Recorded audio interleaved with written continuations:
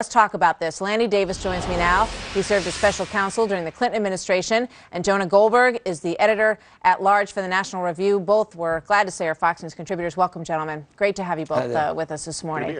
Lanny, you listened to all that. What do you think? I'm not very happy with the president's performance. I think he did poorly.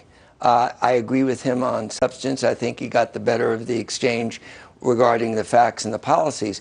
But for the Obama campaign to put the spokesman on, and I'm sure she's doing her best, and not to admit that he had a bad night, and to say that we ought to do fact-checking when the fact-checker has rated Obama's ads with 4 Pinocchios, it's just not the way to do this. The way to do this is to say, Mr. President, look at Governor Romney. Smile, be gracious, don't look down and take notes while a man is talking to you. It's as simple as admitting that he had a bad night, but on policy and substance, I'm still voting for him. That's the truth, what we just saw from the Obama campaign. I know she doesn't believe what she was saying as she was saying it. She was reading talking points, and that doesn't help our cause of electing Barack Obama. I just want to stay with this for a minute with you, Lanny. So, what would you say to what do you think President Obama, what do you think happened last night? Why do you think he was staring at his notes? Why do you think he looked, quote, unhappy, miserable by some observers look at it? Look, part of it is habitual. He has a habit. It happened in past performances, where instead of looking at the person that's addressing him, he looks down and takes notes. It's a habit. You can break somebody of that habit, and maybe they should have done it before last night, but they have to do it by get rid of the notes. You're not studying for an exam, Mr. President. He is a nice guy. It's his greatest asset.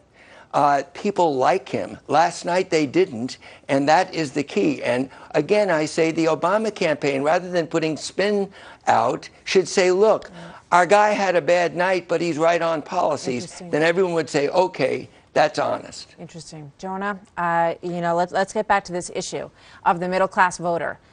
Many of whom watched this, of course, very closely last night.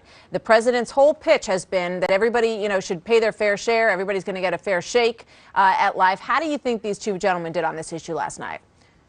Well, I mean, let me start by agreeing with Lanny about the spin. I think it is absolutely bizarre, first of all, that way that they're spinning it this way, but also the substance of the spin is Romney won on style.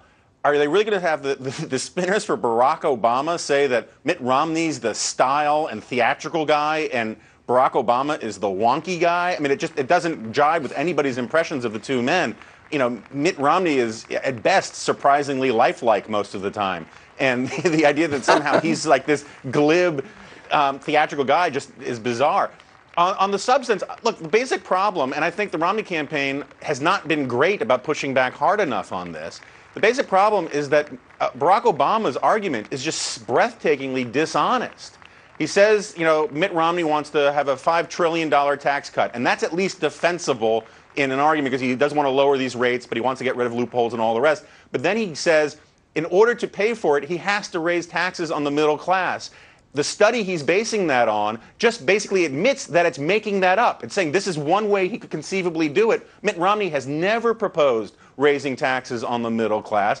You might as well, it's just as plausible to say Mitt Romney is going to pay for this tax cut by invading Canada and seizing their oil wells. It is an entirely fictional assertion that they're passing off as fact, and they're saying that Romney is campaigning on raising middle class taxes. It's outrageous. Meanwhile, the only way to pay for all of the spending that Barack Obama has done and will continue to do under his budgets is to raise taxes, because a dollar spent is a dollar taxed. All right. Can I just agree with Jonah that style is important in debates? And John Kennedy, when people listened on the radio, did not win the first debate. He won the presidency because looking at the two of them on television, Richard Nixon lost the debate. That's what happened last night, and Barack Obama has to do much better on style. Lanny, we're up against a hard break. Thank you so much, Lanny and